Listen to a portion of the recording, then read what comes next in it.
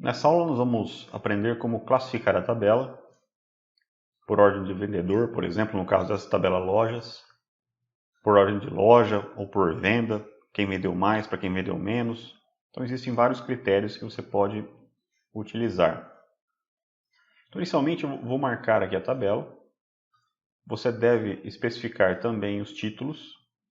É importante para que você tenha uma referência por onde você vai classificar. No página inicial, você tem um acesso rápido ao classificar e filtrar. Então você vai ver que tem uma flechinha para baixo aqui no botão, onde ele te dá algumas opções. Mas aqui é uma classificação rápida. Pelo classificar de A a Z, que é a ordem crescente, ele vai pegar a primeira coluna, que no caso é o vendedor, e vai classificar de A a Z. Então de A a Z, então ele já classificou. Lembrando que ele respeitou aqui, né, os dados, né? Não é uma classificação que vai bagunçar a sua tabela. Ele vai acompanhar a linha, vai acompanhar aqui o vendedor. Claro, se eu classificar de Z para A, então ele vai na ordem decrescente do Z para o A. Então é importante para que você não bagunce a sua tabela, que você marque toda ela, né? Se você selecionar somente uma coluna e classificar, ele vai classificar essa coluna e você vai perder referência das demais. Ok. Só que aqui, por exemplo, eu não quero classificar pelo vendedor, eu quero classificar, por exemplo, pela loja. Então, para isso, você vai utilizar aqui um guia chamado Dados. E dentro do Dados, você tem, além dos botões que nós acabamos de utilizar, você tem um botão específico que é o Classificar, onde eu tenho mais opções. Então, por exemplo, eu vou utilizar apenas uma coluna. A coluna que eu quero utilizar aqui é a loja, que eu quero classificar pela cidade. E eu quero aqui de ordem crescente, de A a Z. Então, ok.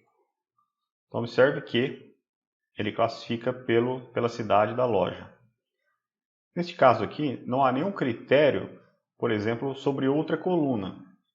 Vamos supor que eu queira cidade de Ribeirão Preto, São Luís, né, classificado bonitinho pela cidade, mas eu quero sempre quem tem a comissão maior para cima. Então, vou usar dois critérios de classificação. Então, vou entrar lá de novo, vou classificar. Vou adicionar um nível, clicando aqui no botão adicionar nível. Indico, eu quero ou total ou comissão, né? E você define. No caso aqui eu quero a comissão.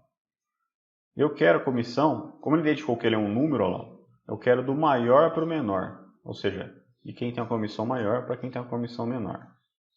Então observe que eu estou com dois níveis. Eu poderia, se eu quisesse, adicionar mais um, mais três e assim por diante. Então, ok. Então observe lá, ó, que ele me classificou pela cidade.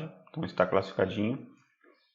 Só que ele indicou aqui para mim do maior para o menor. Então eu consigo saber aqui que é a Cecília, que está escrito errado, mas tudo bem, corrija aí, recebeu uma comissão maior. E para quem recebeu menos, por exemplo, uma comissão menor em Ribeirão Preto, é o Carlos, e assim por diante. Vou fazer outro exemplo, vou classificar aqui. Eu vou classificar aqui pelo nome, pelo vendedor no caso. E depois eu quero, pelo total, eu quero do menor para o maior. Então ele vai classificar pelo nome e vai olhar o total. Então o A primeiro, suponhamos que tem duas pessoas com A, no caso vai ter que bater os nomes. Se tiver dois nomes iguais, vai ser do menor para o maior. Nesse caso aqui, como não são nomes iguais, ele não vai respeitar aqui, no caso, essa classificação do total. Vai funcionar bem, né, no caso do cidade, que no caso é o loja, onde eu tenho nomes iguais. Então, loja, total, do menor para o maior. Então, nomes iguais, no total é do menor para o maior. Ok, então dessa forma, eu quero remover uma coluna, eu quero deixar só a loja. Então basta entrar lá novamente. Eu tenho aqui o total, você seleciona ele e remove esse nível. Ok. E ele remove a classificação. Então é isso. Você pode usar aqui o classificar para organizar melhor a sua tabela. Você pode organizar por níveis, né? Por loja, comissão, etc. Próxima aula nós vamos conhecer um outro recurso que pode ser um pouco mais útil, que é chamado de subtotais. Vamos fazer então na próxima aula. Até lá!